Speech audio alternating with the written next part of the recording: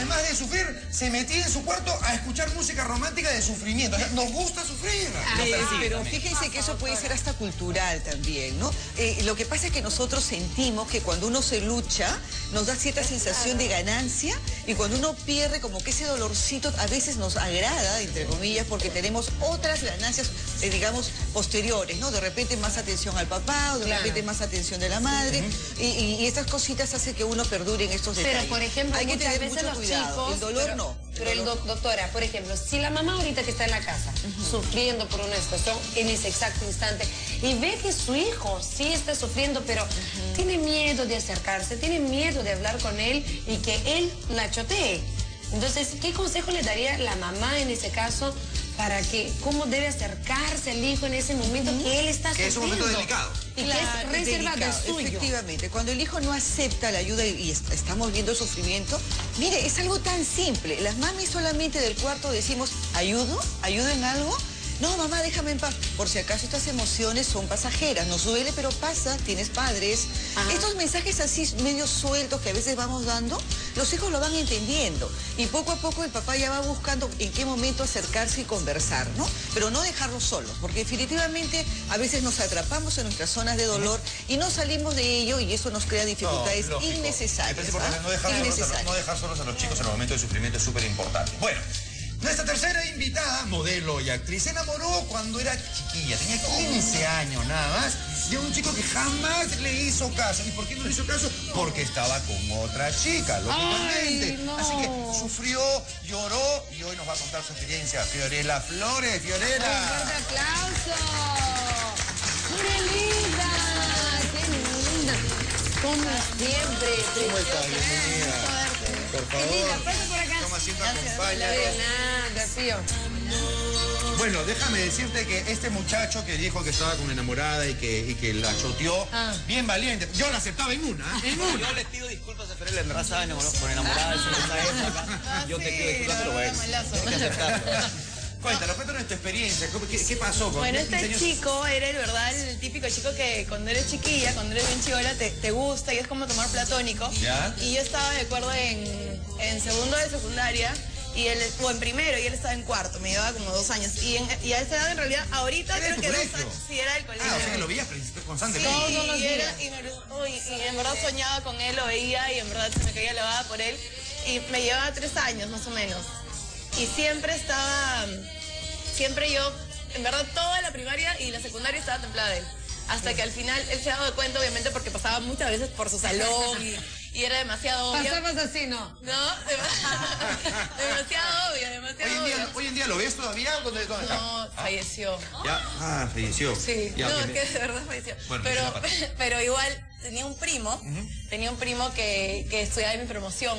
Entonces, por ese lado, de repente yo siempre estaba pegada al primo. El primo, bueno, sabía que me gustaba el... O sea, tú te pegabas al primo para acercarte a él. Acercarte. Pero al final terminó estando con una compañera de mi propio salón. ¿Y tú con el primo? Pero yo pensaba que no quería estar con nadie porque éramos muy chibolas para él, ¿no? Y al final terminó estando con Pero una chibola igual. ¿cómo lidiaste con ese dolor? Porque debes haber Claro, sufrido te mucho. ilusionas demasiado porque aparte son años que estás templada de alguien. Claro. Y de hecho que son tus primeros gustos, ¿no? Y no, ¿Pero fue qué horrible. hacías en ese momento? Yo solamente lo veía y yo sentía que estaba enamorada. ¿Cómo es, no? O sea, solamente viéndolo. Pero es un amor platónico en realidad, ¿no? Es un amor platónico. Cuando eres chico te enamoras al ojo. Qué bárbaro. Pero ya, Fío, ¿pero qué tú hacías? ¿Qué hacías en ese momento cuando estabas sola? ¿Llegabas en tu habitación? ¿Llegabas en tu casa? Le pedía a Dios y le escribía a Dios. Que me da... Y en mi diario también. En mi diario Anthony le ponía porque se parecía a Candy. Se parecía a Anthony. Era Candy y él era Anthony. Y él se llamaba José. Pero esa era tu clave secreta para que nadie lo leyera. Claro, siempre Bueno, siempre eso, pues. ¿Y tú cómo lo manejabas? Porque ese proceso a los 15 años debe ser un proceso difícil. No, y desde los 12, 11 que yo estaba así por él, ¿no? Desde los 11 años que me gustaba. Y de hecho que quería estar en todo... Él jugaba básquet, yo quería estar en todos los partidos que él estaba. O sea, yo era de contra obvio, en verdad, pero él yo pensaba que porque volteaba así ya me estaba mirando, y yo no estaba mirando nada. O sea, era como que una vez me habló y yo temblaba porque me pasó una revista en el recreo para ver algo, o sea, pero ni siquiera me miraba con ojos de que le gustase, sino que yo iba, para mí era todo. Pero al final estuvo con una amiga del salón y, pucha, ya tengo que olvidarme, pues, ¿no? No, Claro, Pero hasta ahora me acuerdo. Pero ahora, a ver, y en esa situación lo que nosotros hoy estamos conversando es, ya hoy creciste, ya es una anécdota, es una historia que te quedó en tus recuerdos. Ahora, ¿tu mamá en ese momento participaba, tus familiares participaban contigo de tu dolor?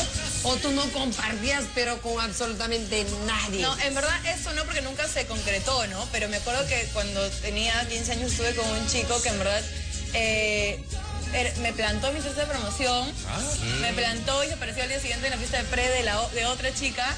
Y me engañó, me hizo un mundo y me engañó que había estado de viaje, yo hasta el perno. Yo fui con otro chico a la fiesta de promo, con el backup, pero igual el día siguiente él se va bien campante a mi casa y me dice como que puede ser, ¿no? Y yo estaba 4 meses con él y lo terminé, obviamente, pero yo lloré y creo que fue la única vez que mi papá, yo tenía 16 años, mi papá me vio llorar así en mi cuarto y me dijo, ya caramba, ¿qué vas a llorar por un tipo que te ha hecho eso, que no vale la pena? Y como que me cayó de una. O sea, porque en verdad yo estaba recontra. ¿Te sirvió esa resonada, esa llamada de atención o...? Mi papá me sirvió. ¿Te sirvió? Porque yo sí bien engreída, en verdad. Y yo siempre como que todo... No. Sí, y de por sí esta fue la única vez que yo recuerdo que les mostré muchísimo que estaba sufriendo. Pero yo como que mi papá sí en una. En una te cortó y dijo, ya, no sufre más. Hasta acá nomás, basta de llorar. Sí, y me hizo reaccionar porque no valía la pena. Pero antes entonces no conversaba con tu mamá. Mi mamá sí me apañaba, ¿no? Yo tengo un cuestionamiento en realidad que lo dejo en el aire. En realidad no lo dejo en el aire, se lo dejo, doctora, a usted. En realidad, ¿a partir de qué edad las personas se pueden realmente enamorar? Porque ella decía que desde los 11 años le gustaba, por ejemplo, este muchacho, y cuando estaba en segundo y media, seguía desde que naces te enamoras de tu mamá. ¿Desde qué edad existe el amor? De la Miss. Porque una cosa es el amor platónico, el enamoramiento, ay, qué lindo ese chico, pero enamorarse de alguien yo creo que es un proceso. Claro, tiene etapas. Eso es parte del desarrollo de la vida sexual de todo humano, ¿bien? Nosotros entramos en un periodo platónico inicial, es parte de la pubertad, por ejemplo, que se va señalando, pero luego entramos a enamoramientos instintivos, emocionales, hormonales, que aparentemente son profundos, son altos, intensos, pero caen con mucha velocidad. Pero luego, después de este periodo instintivo, pasamos al periodo ahora del estado tipo, que decimos nosotros, que es una etapa en donde ya estamos mirando y valorizando algunos elementos de la pareja. Ahí estamos hablando de 18 a 20 años. Claro. Pero el periodo electivo lo pasamos realmente después de los 23, 24 años. Que ya es ahí, cuando exactamente. Y ya se puede abrir un poco más. Exactamente. La visión es mucho más amplia y estamos viendo todos los elementos buenos y positivos de la persona. Internos, que es lo que más profundamente nos da para la conexión. Exacto. Y ese tipo de situaciones que se dan cuando uno es joven, cuando uno es adolescente, que se enamora de alguien como Fiorella, como Persia, como Carmela, que cuando uno sufre realmente por amor, te va a repercutir en tu vida como adulto cuando tengas una relación estable. Es decir, ¿va a tener alguna consecuencia real? ¿O uno puede aprender a superarlo y dejarlo atrás? Ya es algo de chibolos. Exacto. Has hecho una pregunta muy importante y eso sí sería interesante decirlo, ¿no? Para las mamás que nos están escuchando hay que tener bastante cuidado con ello. Los hijos tienen que aprender a cerrar cada emoción.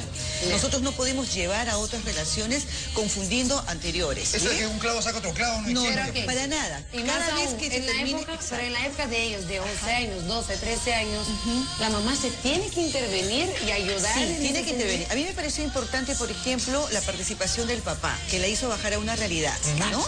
Inmediata, y le hizo pisar tierra, porque ella había aprendido a convivir con un enamoramiento, digamos, ficticio, ¿bien? Claro. Se creó una relación simplemente imaginaria que la acompañaba durante todos los momentos, pero no le estaba llevando a una realidad total. Y ahí implicaba de que hay mucha tendencia a la fantasía. Uno puede ser muy fantasioso, pero sin dejar de perder la realidad. La fantasía nos da vitalidad, nos hace gozar, juguetear, exacto, ¿no? Pero siempre tenemos que nosotros poner tierra. Ella no podía por sí mismo y el papá tuvo que intervenir. La puso en su sitio. Exactamente. Y ahí viene la parte del soporte masculino que decimos nosotros en los hogares, ¿no? El varón, ustedes no saben qué importante es en la psicología de los hijos. ¿La figura paterna o la figura masculina? La figura paterna. La figura paterna. ¿no? Mira, En mira ese qué caso, interesante. porque Yo nos jamás da- había pensado que la figura paterna en ese momento sea tan importante. nos crean el límite y el tanto soporte. para un niño o para niña, exacto. Hombre o mujer. Hombre o mujer, la figura y paterna es hombre y importante mujer. para Es establecer básico. justamente esa punto marcación. final. Exacto, ese límite. Ese límite. Muy bien. Bueno, Mi papá una vez me recomendó, cuando me vio sufrir de verdad, me ¿y te dijo... sirvió? Sí, Claro, sí. ese que pone Porque me dijo, punto. yo nunca te he hablado, yo tenía 20 y tantos años, yo nunca te he hablado por eso. Esta chica te está haciendo mal, tienes que terminar con ella. Y así fue. Y terminaste con ella. Que me llamó tanto la atención que mi papá me haga una recomendación así, que sí, efectivamente me hizo reflexionar. No terminé con ella porque mi papá me dijo, sino me hizo reflexionar que todo lo que estaba viviendo. Analizar la situación y ver qué es lo que estaba pasando. Y efectivamente me salí de una relación que era demasiado conflictiva, ¿no? Ah, mira, A veces nos pasa que nos metemos interesante. en relaciones conflictivas, tormentosas y sufrimos. Nos ha pasado. Hay que saber salir. Pero no se preocupe. No paras de sufrir. No paras de No, sufrir. paren de sufrir, paren de sufrir. Bueno, y para que paren de sufrir, vamos a dar unas recomendaciones. Exactamente, mamás, para que ustedes estén tranquilas y lidiar con ese problema, ya que su hijo está sufriendo un amor que no está siendo correspondido. Vamos a ver la primera recomendación. Señor director, gracias Daniel por las recomendaciones, como siempre, que nos trae todos los contenidos. Y la primera dice, evite Contagiarse del sufrimiento que pueda generar un rechazo sentimental en su hijo. Usted tiene que ser su motivación para superar. Doctora, por favor. Definitivamente, definitivamente. El papá tiene que ser, los padres en este caso tienen que ser el soporte del hijo, ¿bien? Si yo me entristezco, mi hijo lo único que va a ver es eso y no voy a ayudarlo a salir de esa zona de dolor que estamos hablando. El padre tiene que darle vitalidad y originalidad y darle siempre acciones, sacarlo de ese estadio, ¿no? Claro. Sacarlo de paseo, Llevarlo darle metas. a jugar un partido de Claro, algo, ir al reuniones. cine, exacto, conversar constantemente con la persona, sacarlo de su estado, ¿no? Y Perfecto. creándole nuevamente obligaciones. Eso de que, hacer la oye, mira, no, pero esa chica también es bonita, no sirve, ¿no? No, Eso no vas a tener ojo para otro. No, hay que prepararse en su estado personal, distraerlo, darle otras Y ideas de demostrarle, vida. enseñarle a mirar Exactamente. y a observar. Muy bien, vamos con la siguiente recomendación, mamá. Si está pasando por ese momento que su hijito se enamora de alguien y no es correspondido. Comparte con tus hijos experiencias amorosas vividas en tu adolescencia que los involucren para que no se sientan aludidos. Ah, eso sí es importantísimo, ¿no? Cuando los hijos, por ejemplo, nos empiezan a comentar sobre sus romances, hay que vivir esa misma sensación con ellos, ¿no? Irles preparando el ambiente de confianza para que en cualquier momento, cuando estén en peligro, nos lo digan y el padre tenga mucho más acceso, mucha más facilidad de poder llegar a la mente de los hijos, ¿no? Claro Eso es que importante. sí. Ay, qué bueno, mamá. Están pasando por ese momento tan difícil en la casa. No se olvide de conversar con ellos, demostrar que ustedes están presentes. Pero antes, quiero las recomendaciones, que cada uno dé una recomendación a la mamá que nos está viendo ahorita. Ahora que ya han superado el problema, chicos, ya ese sufrimiento. ¿Qué es lo que ustedes desearían que sus padres hicieran por ustedes en ese momento tan difícil, Carmen? Bueno, yo por experiencia propia puedo decir que así les digan que no necesitan, que no, déjame sola, no, estoy bien. Sí necesitan, mi mamá, gracias a Dios, siempre ha estado ahí conmigo, aunque yo le decía, no, estoy bien, mamá. Siempre me ha ayudado, ha estado conmigo, me ha hablado y yo siento que mi mamá ha sido crucial para que yo Seguir siga adelante, con fuerza, con energía, vitalidad. Entonces, aunque les digan que no, que están bien, déjame solo, hablen con sus hijos o hijas. porque Intenten de hecho, conversar. aunque digamos que no, siempre saben más que nosotros. Entonces, Perfecto, Carmelita, Percy. Oye, que monitoreen a sus hijos, ¿no? No hay nadie como los papás que conocen los sentimientos, saben que algo les está pasando y que lo monitoreen. Hay cosas horribles como suicidas de 16 años, 17 son casos años, extremos. una cartita de amor porque no le dieron bolas. Es una cosa de locos, ¿no? Por eso hay que estar atrás los papás de los hijos, de todas maneras. Yo creo que algo muy importante es que no deben prohibir a los hijos nada, porque mientras más los prohíben, más queremos hacer lo contrario. Entonces lo importante prohibido acá es más rico. es estar un poco inmersos en o sea, ser un poco más inteligentes por ese lado y estar un poco más cerca a los hijos, ¿no? Claro. O sea, como amigos de alguna forma, o si no hay una relación muy cercana, porque a veces los hijos son rebeldes y simplemente se cierran, tratar de no prohibir y no ser tan tajantes y inteligentemente ir acercándose a los amigos o a su entorno, ¿no? O sea, tratar de compartir y estar siempre obviamente dispuestos a entrar en el momento que... Solo para saber, doctora, ¿son buenas recomendaciones las que han dado? Sí, ¿no? Aprobadas. Aprobado. ¡Ay, bravo! Bueno, muchísimas gracias a la doctora Marta Leiva que nos ha acompañado, doctora, muy amable, gracias por Muchas acompañarnos. gracias, un gusto.